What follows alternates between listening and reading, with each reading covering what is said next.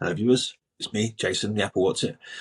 We go to McKenzie Friend, 12 months away from finishing my law degree now, and about 18 months off wrapping up my A-level psychology. Translation, I've done the emotional heavy lifting and the legal homework. Now, let's be honest, shall we? I'm probably the most real person you're going to meet on your journey in the family court system. Everyone else is fake.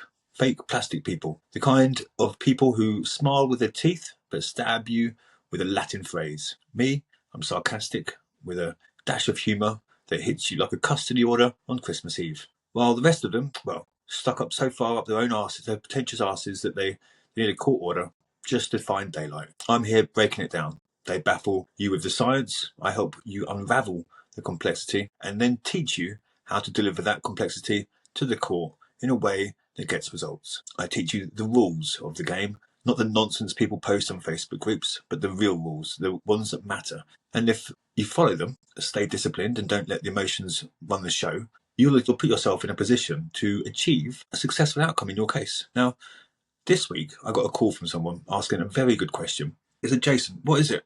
How can I prove that the other parent in my case is unfit? So I thought, perfect time to put out a video maybe.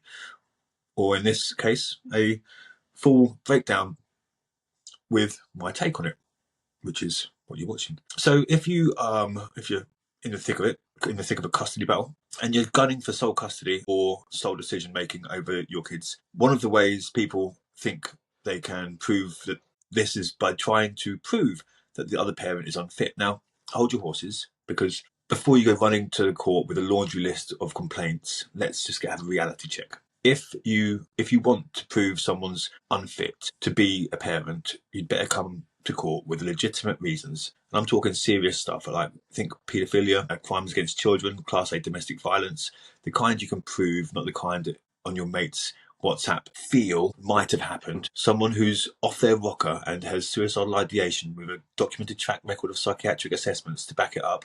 Because saying he smokes a bit of weed and does the odd line now and then when you used to do it with him, probably while playing Mario Kart at 2 a.m, isn't going to cut it, unfortunately. Especially if now you're rocking up to court in your self-declared fix era, hoping to paint him like some sort of cracked out babysitter. Let's be honest. If you were leaving the kids with him while you were out working, partying, or finding yourself, and he was the stay-at-home parent, changing nappies, warming bottles, and juggling Peppa Pig marathons with Teletubbies, then no.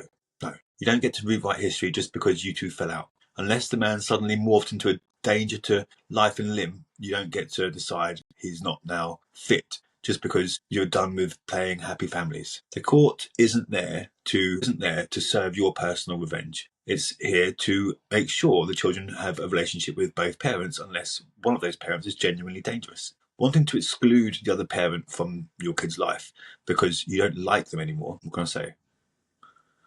That's not a legal argument. That's a vendetta in a Gucci track. Let's actually talk some real substance abuse, and I'm talking real substance abuse and parenting.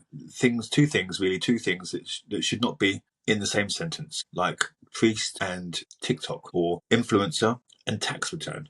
But hey, this is real life, not a Netflix drama. Although the court cases do come with just as much plot. Now, anyway, if one parent is knee-deep in reoccurring substance issues, you know, the type of person who thinks that the 12 steps is a dance routine, not a recovery program, then yeah, it's relevant. But we're not talking about your cousin Gary who smokes a spliff on a Sunday to connect with his higher self.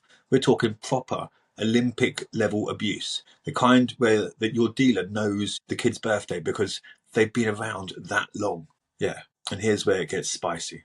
Half the time, the same parent who's now saying he's dangerous, he's not fit to be around the kids. Your Honour, he's dangerous. He's not fit to be around the children anymore. I can't have him around the children. Well, guess what? Half the time, these people were sharing a line with him on top of the microwave, not just 6 months ago. You were the Bonnie and Clyde of on a Tesco meal deal budget.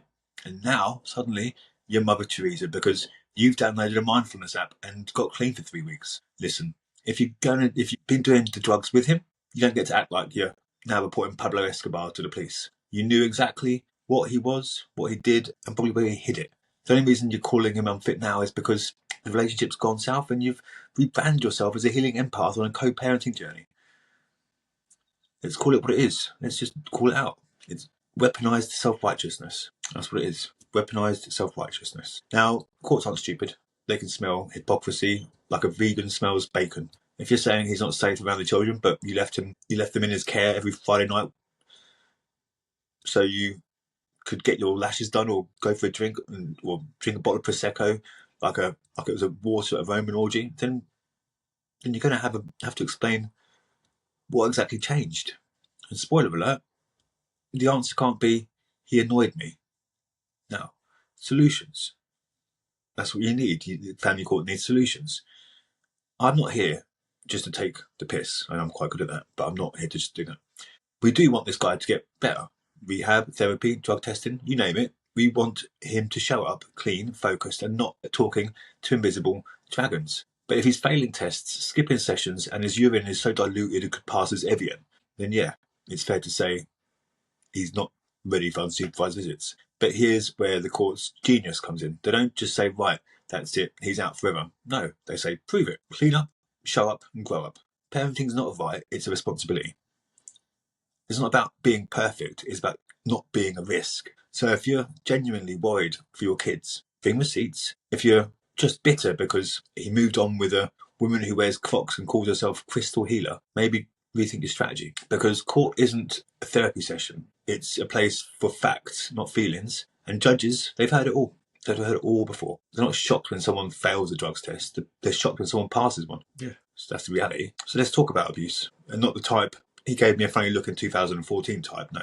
I mean actual, documented, reportable abuse. The kind where social services start popping around uninvited. If you've got police reports, CPS files thicker than Weatherspoon's menu, protection orders flying around like confetti at dad's divorce party, that's the sort of stuff the court pays attention to.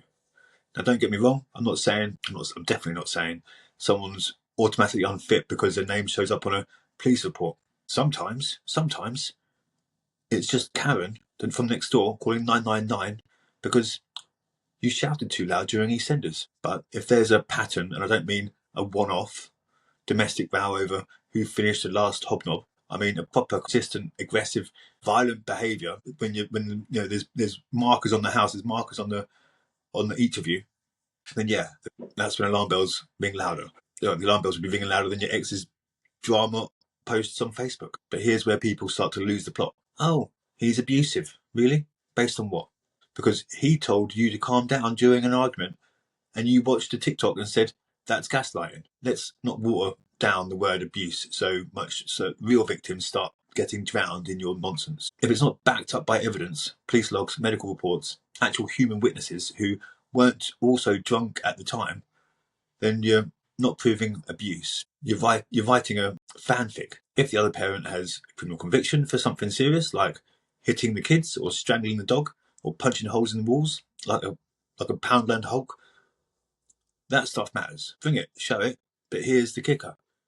Just because someone did something then doesn't mean they're still doing it now.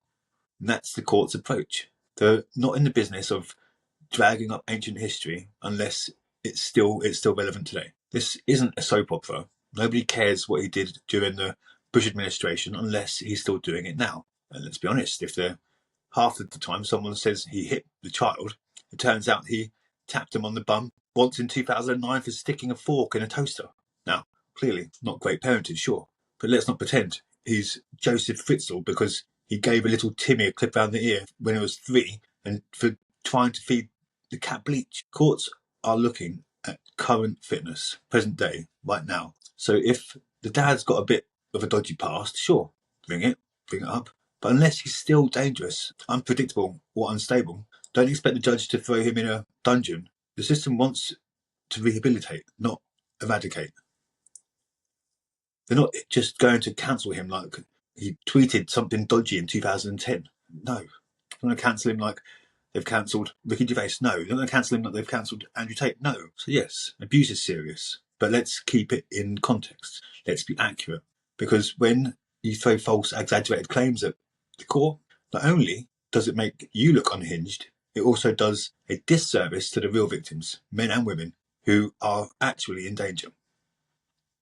Right, so here is the bit no one tells you. The judge isn't just looking for one big red flag, like parent X once smoked crack in a soft play centre. No, it's not that easy. The court looks at the whole cocktail of what they call best interest factors. And no, that's not a Pinterest board of parenting quotes. It's a checklist judges use to figure out who's got their act together and who's just really good at playing the victim. They weigh everything up. Past behaviour, current behaviour, future risk, whether the child's thriving or just surviving on instant noodles and TikTok. You can't just stroll in waving one bad incident like it's a golden ticket to sole custody. One factor might be enough, but more often than not, they want the pattern, the whole pattern. It's not a game of top trumps. You don't automatically win because your ex once got caught stealing Nurofen. Let me tell you about a case I saw about 8 years ago. Father on one side, mother on the other. 2 little kids in the middle, bless them. And the mum was addicted to cocaine. Now, not your bog standard party drug habit. This was serious, teeth grinding, skeletal frame, hasn't blinked in a week, level of usage. And yeah, she wasn't taking a drug test either. And shocker, the only thing she was consistent with was testing positive and looking like she just wandered out of a Breaking Bad spin-off. Now, you think that's case closed, right? But no, the judge, bless him, still really wanted her involved with the kids' lives. Probably saw her as a work in progress, a bit like a DIY kitchen that never got finished. So he gave her joint custody. My client, the dad, got the final say on the big stuff: health, school, religion, basically everything except what colour socks they wore. But here's the sensible bit. The court slapped the supervised visits on her. That way, the kids weren't being left alone with someone who thought the Hoover was spying on her. She could only see the children if dad was present or if there was another adult in the room, making sure that she didn't accidentally mistake her toddler's juice for methadone. So what's the lesson here? Even if the other parent is an absolute train wreck with a side of flaming chaos, the court still might not remove them from the picture completely. The goal isn't to erase the parent, it's to safeguard the child. That might mean supervised contact, reduced parenting time, or basically turning their involvement into a carefully monitored, court-approved playdate. So when you're fighting for sole decision making, don't assume unfitness means total parental exile. The judge might agree that the other parent is a walking disaster, but still believe the kid deserves some kind of relationship, just from a safe distance, like a tiger at a zoo. I suppose I've been waffling on quite a bit now. So that's your lot on this topic for now. And if you found this useful, I suppose, if you find anything else useful, smash it, give us a thumbs up, leave us a comment. A sensible one, not a nasty one. Ask a question or send a carrier pigeon, whatever works for you. And don't forget to press the subscribe button, follow the Alienated Dads Network. We're not your typical overpriced, jargon-spewing, stiff-collared legal team. We're slightly sarcastic. We're the sarcastic sidekicks you didn't know you needed. Serving cold facts with a hot mug of truth every day, every week. So until next time, keep your evidence tight, your emotions in check, and your sarcasm loaded. And we will help you command that bloody courtroom properly. Bang on. Cheers.